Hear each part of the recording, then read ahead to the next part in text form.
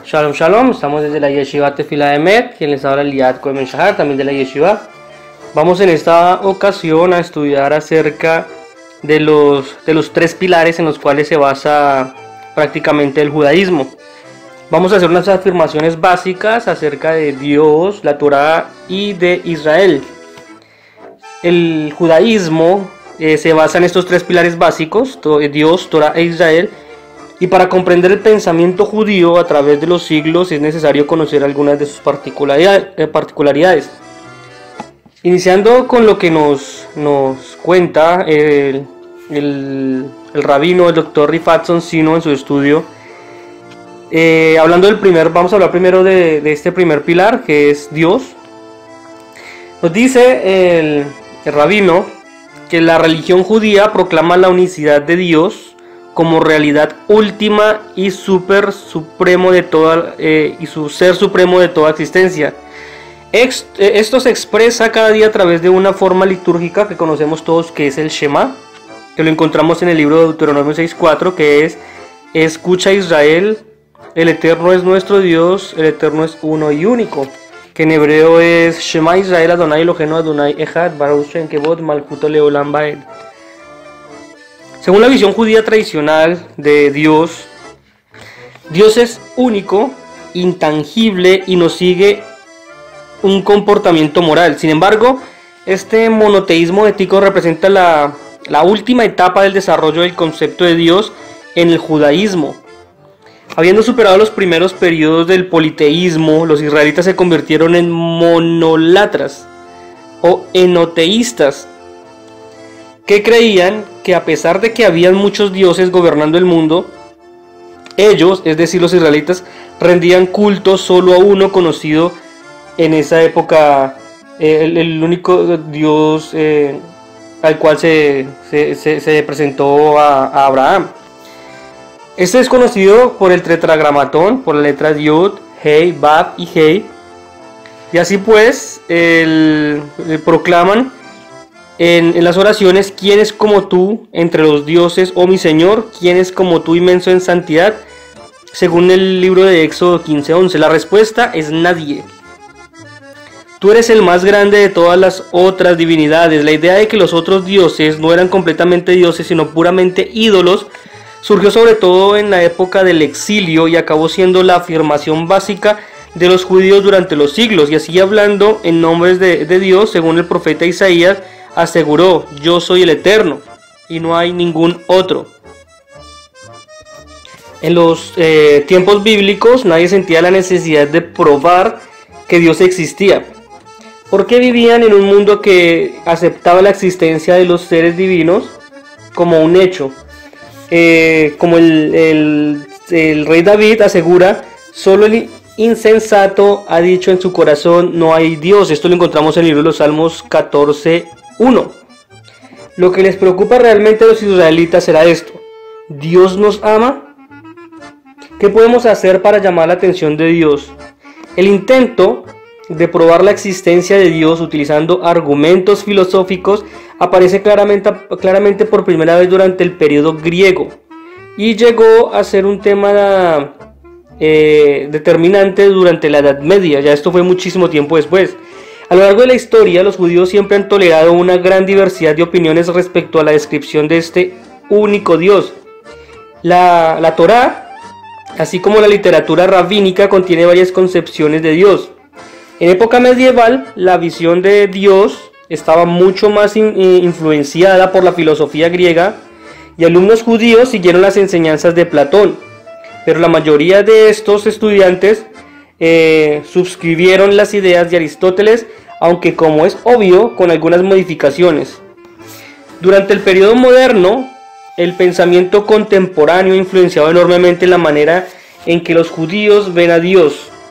Así, actualmente, para algunos, Dios es un Dios personal que lo sabe todo, completamente bueno y poderoso. Estos son los teístas clásicos. Los otros teístas todavía mantienen que Dios es todo bondad, pero están obligados a aceptar que Dios no es todopoderoso para poder explicar el mal del universo. Estos son los teístas limitados. Hay otros como los religiosos naturalistas que creen que Dios no es un Dios personal, sino una energía impersonal del universo que lo sostiene desde adentro. Para algunos judíos, así como para los humanistas religiosos, afirman: Dios no es una realidad, sino una idea, y que Dios es la más alta imagen de uno mismo. Y hay algunos judíos que, siguiendo las enseñanzas de Martin Buber de 1878 y 1965, argumentan que solo podemos conocer a Dios a través de una relación dialógica. Y otros que mantienen que Dios es simplemente el bien que hacemos. Hay otros conceptos de Dios que son compatibles con las enseñanzas históricas judías, pero incluso dentro de esta diversidad es posible articular ciertas características comunes de cualquier concepto judío de Dios. ¿Cuáles son estas características? 1. Dios es uno, incorporeal e intangible. 2. Dios es único y va más allá de cualquier descripción. 3. Dios es moral. 4. Dios está fuera de cualquier género. Y 5. Un individuo puede trascender su humanidad, pero nunca puede convertirse en Dios. Ahora, en hebreo nos referimos a Dios con varios nombres, incluyendo el genérico El o Elohim. En la Torá y en la liturgia moderna, el más adecuado que se utiliza, lo conocemos, el verdadero nombre de Hashem no se pronuncia, es que lo conocemos como el tetragramatón. Pero normalmente en el judaísmo se nombra como Hashem, que traduce el nombre. Entonces, el tetragramatón, como dijimos, son las 4 letras Yud, Hei, Vav y Hei, que forman el nombre divino. Y la pronunciación exacta de este nombre no se sabe, y ahora se lee como Adonai en la literatura religiosa, que significa el Señor. En el periodo rabínico, los sabios pusieron en uso otras nomenclaturas para Dios, incluyendo nuestro Padre de los cielos, el Santo bendito sea, el misericordioso, el lugar, el Señor del universo. En la literatura mística judía se conoce también como el Ein Sof, el infinito. Y Shejinah, refiriéndose al aspecto femenino de la presencia de Dios en el mundo. Y en tiempos modernos uno también encuentra la fuente de la vida, el eterno y el ser santo. Así se conoce, son varios de los nombres como se conoce a Dios. Pero según la Torá, Dios escogió a los israelitas como un grupo y estableció un pacto especial, que es el Brit, que se conoce como en hebreo, el pacto. Con ellos, como el libro del Deuteronomio indica, ellos son la preciosa posesión de Dios, lo dice el libro de Deuteronomio 7:6. Este pacto firmado en el monte Sinaí o en el monte Joreb, también se conoce así, según el libro de Deuteronomio, durante el periodo del Éxodo obligó a Dios y a Israel.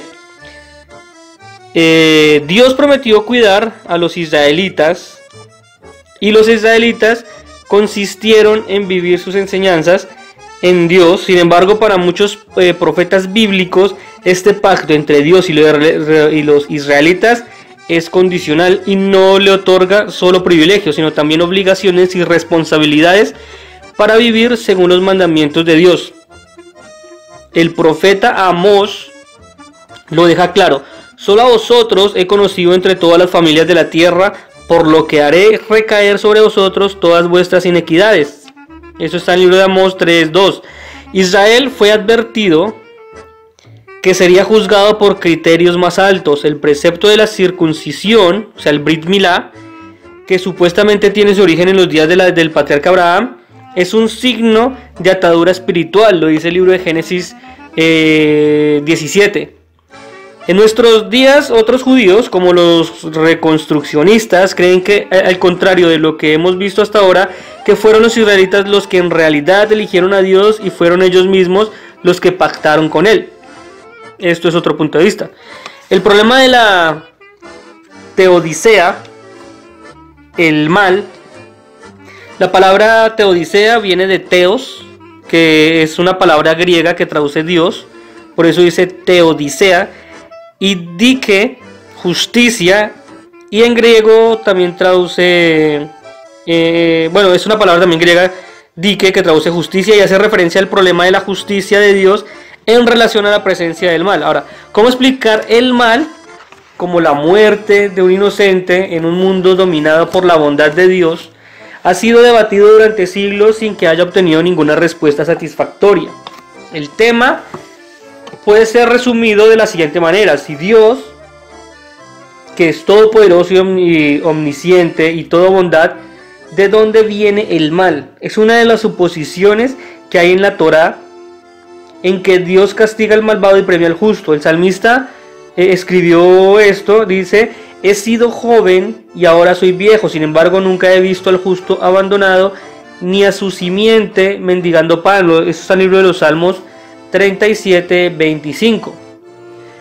Así como otros pueblos del Próximo Oriente Antiguo, los israelitas se quejaban a veces de que esto no siempre ocurría.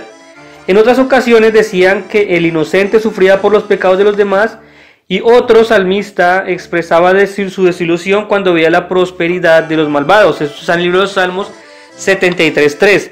Y el profeta Jeremías se lamentaba y dice en el libro de Jeremías 12:1: ¿por qué prosperará el camino del malvado? La respuesta a este terrible e inquietante hecho no es uniforme en los textos bíblicos. Algunos han mantenido que el sufrimiento es de hecho el castigo merecido por el pecado. Otros creen que el sufrimiento es solo una prueba para comprobar si el pueblo es todavía fiel a Dios, como por ejemplo en el libro de Deuteronomio 8:2. Ahora, existían también quienes creían que el mal era por pura casualidad y moralmente no tenía ningún significado. Algunos simplemente abandonan la idea diciendo que el sufrimiento es inocente y está más allá de la comprensión humana. Los rabinos discutieron esta cuestión con renovado interés, y algunos hablaban de Yisurim Shel Ahava, que traduce el sufrimiento del amor. Yisurim Shel Ahava. Y creían que el mal era temporal y que aquellos que sufrían en este mundo serían finalmente recompensados en el mundo venidero. Y en el medioevo otros dijeron que el mal era simplemente la ausencia del bien. En tiempos modernos, especialmente después de lo que fue el Holocausto, la cuestión de la teodicea se convirtió en algo mucho más personal para muchos supervivientes y para ellos que meditaron sobre el impacto de esta tragedia. Ahora, un pensador dijo alguna vez que Dios simplemente escondió su cara durante el Holocausto por razones que desconocemos, y otro afirmaba que Dios, tal y como lo entendemos, había muerto. Pero también decía que todavía necesitamos crear rituales religiosos que aseguren que no vivimos en un mundo sin sentido. Otros opinaban que, no siendo todopoderoso, Dios no tuvo nada que ver con estas masacres y que estas fueron provocadas por la inhumanidad de algunas personas. El mal, dijo uno, es una realidad que debemos aceptar porque es parte de la estructura del universo. Otros pensaban que el mal era el producto de la libertad humana y el resultado de escoger entre el bien y el mal. Siempre que la gente inocente sufre una pérdida, la cuestión de la justicia de Dios continúa poniéndole de relieve, y nos faltan respuestas satisfactorias ya que no sabemos cómo funciona el universo y no podemos comprender la mente de Dios. Esto es lo que conocemos como el problema de la teodicea, con la palabra el mal. Son teologías que la gente ha estado inventando acerca de por qué existe el mal. Ahora, las ofensas contra Dios, los conceptos de pecado y expiación, son otro tema de controversia en la humanidad, no solamente, no en el mundo judío, estamos hablando a nivel general de la humanidad de estos temas. Una ofensa contra Dios se considera un pecado, todos sabemos eso. En la Torá, la palabra pecado, het, en hebreo, significa perder el rumbo, así como cuando leemos la oración de Salomón: no hay hombre que no peque. Esto implica que a menudo nos desviamos del camino correcto, actuando contra la voluntad divina. Este pecado puede ser cometido no solo contra Dios, sino también contra otro ser humano. Los maestros de judíos, han enseñado que la gente nace con un liderazgo en blanco y es capaz de escoger entre lo correcto y lo incorrecto. Ahora, según las enseñanzas de los rabinos, el ser humano entra en el mundo con dos inclinaciones: la inclinación para hacer el bien, que es el Yetzer Hatov, y la inclinación para hacer el mal, que conocemos también como el Yetzer Hara. Y cada persona lucha con estas dos fuerzas opuestas, y el estudio y la práctica de la Torah funcionan como un antídoto contra la inclinación al mal y nos inclina hacia la inclinación al bien, que es el Yetzer Hatov. Ahora, según los rabinos antiguos, existen dos tipos de pecados: los que se cometen contra Dios y los que se cometen contra los seres humanos. La contrición expresada en Yom Kippur, el día de la expiación en el pueblo judío, durante el segundo templo, a través del sacrificio adecuado, limpia los pecados contra Dios. En cambio, en el segundo caso, los pecados solo pueden ser expiados ganando el perdón de la persona ofendida. La simple confesión del pecado no es suficiente. Uno necesita seguir la regla de las 3 C. ¿Cuáles son? Una, confesión, que es después de la búsqueda honesta en el alma de cada uno, debe verbalizarse en el error cometido. Entonces, confesión. La otra C, contrición, que es el individuo debe sentirse arrepentido de sus faltas y finalmente tenemos el C, que es cambio, que sería el ofensor debe pedir el perdón del otro y hacer una apropiada restitución y prometer no volver a hacerlo jamás. Entonces está confesión, contrición y cambio. La ley judía no acepta la idea del castigo vicario. Cada uno es responsable de sus propias acciones, por las cuales uno debe hacer expiación y promover una adecuada restitución. Esto es diferente en el cristianismo, que afirma que Jesús murió por los pecados humanos, y encontramos que solo un ejemplo de expiación por delegación en tiempos bíblicos. Durante el día de esta expiación se enviaba una cabra al desierto llevando los pecados del pueblo. Esto lo vemos en el libro del Levítico, el capítulo 16. Y esta práctica desapareció en el judaísmo con la destrucción del templo de Jerusalén. Es un mandamiento que solamente se puede hacer, que se puede cumplir siempre y cuando esté en pie el templo en Jerusalén. Ahora, vamos a hablar de Dios, el Redentor y el Salvador. Estas dos palabras, el Redentor y el Salvador. Ahora, la comprensión de los conceptos de redención de la raíz hebrea Gaal o Padá y salvación de la raíz Yeshá en el judaísmo es muy diferente del cristianismo. En el cristianismo estos dos términos a menudo se usan para indicar la redención del pecado y sus consecuencias. En lo que se conoce como el Nuevo Testamento, en el mundo cristiano, la muerte de Jesús se toma como un acto de redención. Por ejemplo, esto lo dice uno de sus discípulos en sus escritos, Mateo 20:28. En el pensamiento judío, por lo contrario, estas expresiones hacen referencia a la habilidad de superar cualquier situación que destroce la vida humana en este mundo. Ahora, en la Biblia o en la Torá, un redentor es sobre todo una persona que rescata una propiedad, un animal o incluso otro ser humano de su opresor, pagando una suma de dinero. Por ejemplo, en el libro de Levítico se nos instruye al respecto: si tu hermano, apremiado por la pobreza, vende algo de su propiedad, su pariente más próximo lo redimirá. Goaló, rescatando la venta de aquel. Esto está en 25:25, en el libro 25:25 de Levítico. Ahora, por extensión el papel de redentor se otorga a Dios cuando se rescata a los israelitas de Egipto, en el libro de Éxodo 6:6.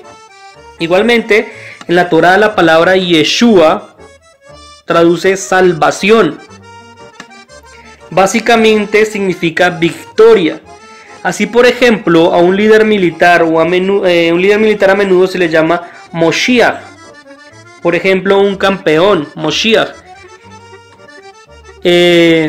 Por extensión, Dios es finalmente el Salvador. En esto está en el libro de los Salmos 3:8. En la literatura rabínica, Geulá hace referencia a la redención nacional, aquí en la tierra. En el pensamiento judío moderno, la palabra tiene una connotación mucho más amplia y puede significar, por ejemplo, autorrealización, el eventual triunfo del bien sobre el mal, las reformas sociales, incluso en el establecimiento del Estado de Israel. Esto es lo que se hace referencia a lo que es Padá o Gaal y la palabra Yeshá. Esto es el Redentor y el Salvador. Ahora, ¿qué pasa con la plegaria? Una plegaria es un intento humano de alcanzar la divinidad. En inglés el verbo to pray, rezar, viene del latín y del francés antiguo y significa obtener, rogar o mendigar, mientras que en el hebreo lejitpalel, un verbo reflexivo, hace referencia a juzgarse uno mismo. Esta es la diferencia. Rezar viene del latín y del francés antiguo y significa obtener, rogar y mendigar. Esto es rezar, obtener, rogar y mendigar. Mientras que en el judaísmo se conoce como lejitpalel y es un verbo reflexivo que hace referencia a juzgarse uno mismo. O sea, mientras uno dice que es obtener, rogar o mendigar, el judaísmo dice juzgarse uno mismo. Pues esta es la diferencia entre rezar y el término que se conoce en el hebreo como lejitpalel. La gente ha rezado desde el principio de los tiempos y ha desarrollado varios tipos de culto. En tiempos bíblicos, las prácticas mayoritarias consistían en ofrendas de animales, libaciones o comidas ante Hashem o ante Dios. Después de la destrucción del templo en el año 70 de la era común, los rabinos reemplazaron los sacrificios por plegarias y empezaron a crear y a recopilar diferentes tipos de plegarias orales. Posteriormente, estas fueron anotadas en libros de oraciones. Hay tres tipos principales de plegaria en la liturgia judía, que son, una es la de gratitud, la que expresa gracias a Hashem por el bienestar de cada uno. La segunda es la de alabanza, estas tratan de la grandeza de Hashem. Y la tercera de petición a través de estas plegarias, y el creyente pide a Dios algo específico. Entonces está la de gratitud, está la de alabanza y está la de petición. Ahora, los desafíos de la plegaria actual es una necesidad humana. La plegaria actual es una necesidad humana porque nos ayuda a superar un gran número de dificultades. Pero ¿cómo podemos mesurarla? O sea, ¿cómo podemos manejar esto? En particular, las plegarias de petición presentan serios desafíos.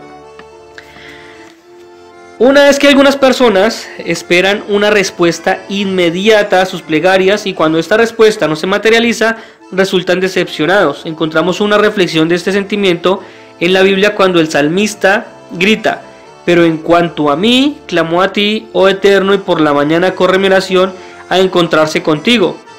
Eterno, ¿por qué rechazas mi alma? ¿Por qué ocultas tu rostro de mí? Eso lo encontramos en el libro de los Salmos 88, en los versículos 14 y 15. Igualmente, el profeta Habacuc dijo: ¿hasta cuándo, oh Eterno, clamaré y tú no oirás? Ahora, el texto, otro es el texto de la plegaria, que a veces es excluyente, arcaico y no refleja nuestros pensamientos modernos. Otro viene siendo que nuestras plegarias a menudo no decimos lo que verdaderamente pensamos. Es otro desafío. El cuarto desafío sería que si rezamos por un milagro, nos sentiremos decepcionados si este no se produce. El quinto, si igualamos la nobleza de expresión con la profundidad de pensamiento, podemos salir del servicio religioso, de este servicio prácticamente vacíos.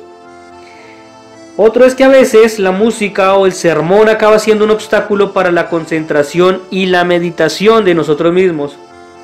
Y por último, asimismo, si uno asume que la plegaria auténtica brota de la creencia en Dios, sea cual sea la idea que tenemos de Él, la falta de dicha creencia se convierte en un serio impedimento para la plegaria. El filósofo judío Abraham Heschel, en 1907 y 1972, expresó una vez esta idea: la problemática de la plegaria no es la plegaria, sino que es Dios. Por otra parte, el rabino Eric Joffe, el expresidente de la Unión del Judaísmo Progresista, declaró: para aquellos que dicen primero la teología y luego la plegaria, yo les respondería: no, primero la plegaria y la teología surgirá de ella misma. No, primero la plegaria y la teología surgirá de ella misma. Para que haya una auténtica plegaria, la música debe ser sublime y el texto inspirador. Las plegarias necesitan ser leídas, no como un texto legal, sino como si fueran poesía, evocando sentimientos elevados, tal como es posible considerar que el rezo como un diálogo con Dios. Así también es posible verlos como expresión personal de pensamientos religiosos, esperanzas y aspiraciones. Además, las oraciones no deberían utilizarse para pedir lo imposible, porque plantean unas expectativas ilusorias. Hay quienes creen que la oración puede tener resultados positivos en el mundo físico. Otras, usando un pensamiento más racional, sostienen que las plegarias pueden transformar a la persona que reza, le dan al individuo un conocimiento más profundo de sí mismos, sobre el mundo y la sociedad. Un hombre sabio dijo una vez: aquellos que se levantan de la oración como mejores personas, su oración ha sido respondida. Ahora vamos a hablar un poco sobre el reino de Dios con relación al Mesías en la Edad Media. En el pensamiento judío, la esperanza es que al final de los tiempos el reino de Dios se manifestará con el establecimiento de la paz y la armonía. El Shalom, se conoce en hebreo, Shalom, en el universo. Según los rabinos, este periodo se iniciará con la llegada de Mashiach. El término Mesías o Mashiach en hebreo significa ungido. En griego, cuando se hizo la traducción, la palabra se tradujo como Cristos. La palabra Mashiach se tradujo como Cristos, de la que deriva la palabra Cristo. En la época bíblica, mucha gente era ungida por diversos motivos. Esto se hacía vertiendo un poco de aceite de oliva en la cabeza de reyes, sacerdotes y profetas. El altar también era ungido, y a veces se ungía también a personas no israelitas, como Ciro, el rey persa, quien fue llamado Mesías. Según el libro de Isaías 45:1. Posteriormente, el término quedó asociado a la descendencia del rey David, que era un futuro lejano, en un futuro lejano, salvaría a Israel y la humanidad de todo opresor. A principio de los tiempos rabínicos, esta idea se convirtió en una creencia capital entre los judíos. Incluso hoy muchos judíos esperan la llegada de Mashiach al final de los tiempos. La liturgia diaria se reza: bendito seas tú, oh Dios, que traerás con amor al Redentor, Goel, por amor a tu nombre. Ni siquiera la aparición de los falsos mesías en la vida judía, como Bar Kokhba en el siglo II de la era común, o Sabbatai Zevi en el siglo XVII durante el Imperio Otomano, oscurecieron la esperanza de que cuando llegue Mashiach, todos los judíos serán redimidos de la opresión y la humanidad entrará en un periodo de paz verdadera. Los cristianos creen que el Mesías es la persona de Jesús, que ya ha venido una vez, pero regresará al final de los tiempos. Esto vamos a ver más adelante sobre lo que tiene que ver el paralelo entre cristianismo y judaísmo. Mientras que los judíos ortodoxos esperan que el Mesías, un descendiente del rey David, sea un ser humano real, los judíos progresistas rezan para la llegada de la era mesiánica como resultado de nuestro esfuerzo común en beneficio de toda la humanidad. Esta esperanza se expresó en muchas declaraciones a lo largo de la historia del judaísmo progresista. En 1885, la plataforma de Pittsburgh afirmó: reconocemos en la Edad Media moderna de la cultura universal del corazón y del intelecto la aproximación de la realización de la gran esperanza mesiánica de Israel, para el establecimiento del reino de la verdad, de la justicia y de la paz entre los hombres. Y en 1937, cerca de 50 años después, la plataforma de Columbus proclamó: a través de los tiempos ha sido misión de Israel dar testimonio de Dios en el rostro de cada forma del paganismo y materialismo. consideramos que es nuestra tarea histórica cooperar con todos los hombres en el establecimiento del reino de Dios, de la fraternidad universal, de la justicia, de la verdad y de la paz en la tierra. Ese es nuestro objetivo mesiánico. La perspectiva del centenario de 1976 contenía una afirmación similar, que decía: a lo largo de nuestra larga historia, nuestro pueblo ha sido inseparable de su religión, con la esperanza mesiánica de que la humanidad sea redimida. En la plataforma del centenario de 1997 encontramos: creemos que la renovación y la perturbación de la vida nacional judía en Eretz Israel, la tierra de Israel, es una condición necesaria para la realización de la redención física y espiritual del pueblo judío y de toda humanidad. Mientras que el día de la redención permanezca como un remoto anhelo, expresamos la ferviente esperanza de que Medinat Israel, el Estado de Israel, viva en paz con sus vecinos, acelerará la redención de Am Israel, del pueblo de Israel, y el cumplimiento de nuestro sueño mesiánico de paz universal bajo la soberanía de Hashem. Sin embargo, no todos en la comunidad apoyan la idea del mesianismo. Los humanistas religiosos, por ejemplo, consideran que se trata de un concepto peligroso. Así, el rabino Sherwin Wine, el fundador del judaísmo humanista, un grupo pequeño en la escuela judía americana, declaró en 1999: escuchar a los judíos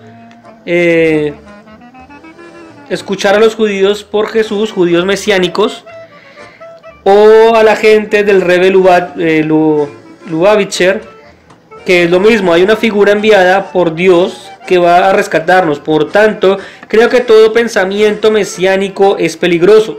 Creo que es una de las ideas peligrosas que proceden del pasado judío. Porque el mesianismo es utopía y la utopía es algo muy peligroso. Si quieres metas utópicas, te vas a decepcionar y a frustrar una y otra vez. La manera de vivir la vida con coraje es tener objetivos reales y adecuados. Esto estuvo en el Moment Magazine en febrero de 1999. Ahora, hay varios conceptos de Dios en textos en la Biblia o en la Torá. Y fue Jacob de Beersheba hacia Harán. Llegó a cierto lugar y durmió allí porque ya se había puesto el sol.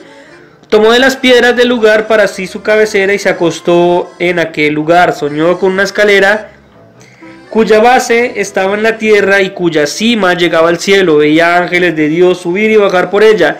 Y aquí que el Eterno estaba sobre ella. Y dijo: yo soy el Eterno, Dios de Abraham, tu padre, y Dios de Isaac. La tierra donde estás acostado te la daré a ti, a tu simiente. Tu descendencia será como el polvo de la tierra y se propagará hacia el oeste, hacia el este, hacia el norte, hacia el sur. En ti y en tu simiente serán benditas todas las familias de la tierra. Y aquí que yo estoy contigo y te agradeceré y te guardaré donde vayas y te estableceré nuevamente en esta tierra, porque no te abandonaré hasta que haya hecho todo lo que he prometido. Y Jacob despertó de su sueño y dijo: ciertamente el Eterno está en este lugar y yo no lo sabía. Esto está en el libro de Génesis, o en el libro de Bereshit 28, capítulos 10 y 16. Este es uno de los conceptos de Dios. Otro concepto que se nombra en la Torá es: escucha, oh Israel, el Eterno nuestro Dios, el Eterno es uno y único. Esto lo encontramos en el libro de Deuteronomio 6:4. En otro concepto, en el que aparece Hashem en la Torá, está en el libro de Éxodo 6:3. Me aparecía Abraham, a Isaac y Jacob como Dios omnipotente, aunque no me hice conocer con mi nombre. Otro concepto es el que hace subir los vapores desde los confines de la tierra, el que hace relámpagos para la lluvia, el que saca viento de sus depósitos. Eso está en el libro de los Salmos 135:7. Hay otro concepto de Dios que dice: porque lo que Él dijo se cumplió, lo que Él ordenó se hizo. Está en el libro de los Salmos 33:9. El Eterno es el Señor de la guerra, el Eterno es su nombre. Es el Éxodo 15:3. El Eterno es mi pastor, no me faltará nada, según el libro de Salmos 23:1. Hay otro concepto de Dios como un padre que tiene compasión de sus hijos, así tiene el Eterno compasión de los que le temen. Eso está en el libro de Salmos 103:13. Tenemos otro concepto de texto de Hashem que dice: el Eterno nos sacó de Egipto con mano poderosa y brazo extendido, con terribles señales y prodigios sin par, para traernos a la tierra, a este lugar. Es el libro de Deuteronomio 26:8-9. Solo vosotros he conocido entre todas las familias de la tierra, por lo que haré recaer sobre vosotros todas vuestras iniquidades. Esto está en el libro de Amós 3:2. Estos son algunos conceptos de varios en textos de la Torá o en textos bíblicos, donde se nombran conceptos básicos de Dios. Ahora, en la literatura rabínica, dice en el libro de Bereshit 1:1, Dios creó. Dice que ocurrió que una vez que un hereje fue al rabino Akiva y le preguntó: ¿este mundo quién lo creó? Rabbi Akiva contestó: el santo bendito sea. El hereje dijo: muéstrame una prueba clara. Rabbi Akiva respondió: vuelve a mí mañana. Al día siguiente, cuando el hereje volvió, Rabbi Akiva le preguntó: ¿qué llevas puesto? El hereje respondió: una prenda de vestir. Rabbi Akiva preguntó: ¿quién la hizo? Y él respondió: un tejedor. No te creo, dijo Rabbi Akiva. Muéstrame una prueba clara de que él la hizo. El hereje: ¿qué te puedo mostrar? ¿No crees que él la hizo? Es un tejedor. Rabbi Akiva entonces respondió: ¿y tú no crees que el santo bendito sea creó el mundo? Después de que el hereje se marchara, los discípulos de Rabbi Akiva le preguntaron: ¿pero esa es la prueba clara? Él contestó: hijos míos, incluso como una casa proclama a su constructor, una prenda de vestir a su tejedor o una puerta a su carpintero, así el mundo proclama al santo bendito sea que lo creó. Un pagano preguntó una vez a Rabbi Yoshua ben Korhak, ¿por qué Dios eligió una zarza ardiendo para hablarle a Moshe? Él contestó: para enseñarte que no hay lugar desprovisto de la presencia de Dios, ni siquiera una zarza ardiendo. ¿Qué significa el texto? Es al Eterno vuestro Dios a quien seguiréis, según el libro de Deuteronomio 13:5. Es posible para un ser humano seguir a la Shejinah para que no sea dicho: ¿por qué el Eterno es fuego abrasador? Pero el significado es a seguir a los atributos del santo bendito sea. Como él viste al desnudo, así viste tú al desnudo. El santo bendito sea visitó al enfermo, confortó a que los que estaban de luto, enterró al muerto, hacías tú también. Dice: para que no sea dicho, porque el Eterno es fuego abrasador, pero el significado es seguir los atributos del santo bendito sea. Como él viste al desnudo, así viste tú al desnudo. El santo bendito sea visitó al enfermo, confortó a los que estaban de luto, enterró al muerto, así haz tú también. Padre nuestro, Rey nuestro, oye nuestra voz, y la Shejinah, fuente de vidas, escucha nuestra súplica. En el pensamiento medieval y moderno, según Maimónides, durante 1135 a 1204, el primer principio fundamental es creer en la existencia del Creador, que hay una existencia completa en todos los sentidos de la palabra existencia. Es la causa de toda la existencia. En él todo lo demás subsiste y deriva de él. Él es suficiente en él mismo. Lo demás, tanto ángeles o celestiales y lo que quiera que haya en ellos o debajo de ellos, necesitan para su existencia. Dios es uno, la causa de toda la unidad. Él es incorpóreo y absolutamente eterno. Eso está en Sanedrín 10. Es como si tú dijeras, esta piedra que estaba en movimiento fue movida por un palo. El palo fue movido por una mano, la mano por tendones, los tendones por músculos, los músculos por nervios, los nervios por el calor natural y el calor natural por la forma que subsiste en este y en esta forma, siendo indudablemente el primer movedor. La razón humana no puede concebir a Dios completamente en su esencia verdadera, por la perfección de la esencia de Dios y la imperfección de nuestra propia razón. Isaac Luria, en 1534 y 1572, dice: saber que antes de que las emanaciones fueran emanadas y las criaturas creadas, la simple luz suprema del Ein Sof llenó todo lo que no había en un área vacía, lo que esto es una atmósfera vacía y un vacío. Todo era simplemente luz infinita, no había ni principio ni final, todo era simplemente luz en total uniformidad. Cuando en su simple voluntad quedó resuelto crear el mundo y emanar emanaciones, se contrajo a sí mismo dentro de un punto medio de él mismo, el mismo centro, y él contrajo la luz y fue retirada hacia los lados que habían alrededor del punto medio. Entonces se dejó un espacio vacío, una atmósfera y un vacío que se extendió desde el punto preciso del centro. Después de esta concentración había un vacío dejado en un área el cual podía haber emanaciones. Los seres creados se formaron y se hicieron. Esto es por Hayim Vital Eretz HaHayim 1, citado en el The Jewish Mystical Tradition. Estamos hablando del pensamiento medieval moderno. Les hablamos de Maimónides.